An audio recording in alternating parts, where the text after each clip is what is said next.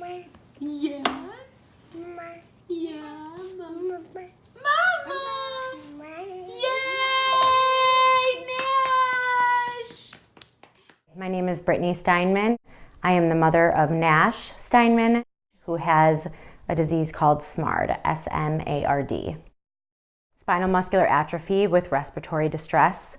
It is a disease that impacts only 60 children living in the world. This disease is on no prenatal genetic screening, no carrier screening. The disease causes muscle weakness, which in turn causes respiratory failure in infancy, premature death, and basically the inability to do any of our everyday functions that we take for granted, such as breathing, digesting food, urinating. It affects all of those very basic tasks. So when Nash was 4 months old, I started seeing that he was failing to thrive. He was eating plenty of food. He was developing what I would say almost too fast. He was rolling over at 2 weeks old, actually. I remember that was my first aha moment. Also during that time, we were being told that he was actually completely fine and that, I had postpartum depression and people were trying to put me on medication. But I just knew something was wrong with him.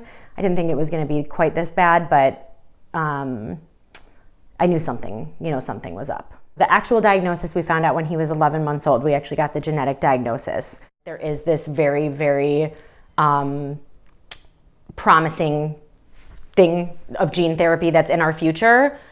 As hard as my life is, as hard as things are, I would not change my circumstances for the entire world.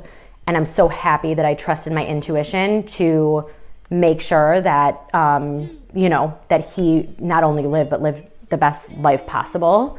The first thing I ask myself in the morning is, how can I keep my kid alive? What can I do for our nonprofit to help other kids that are impacted by this disease? My job to, keep my mind off of it is to fundraise so that Nash and 10 to 12 patients will be able to qualify for a gene therapy in the year 2020. So that's sort of where my day-to-day is.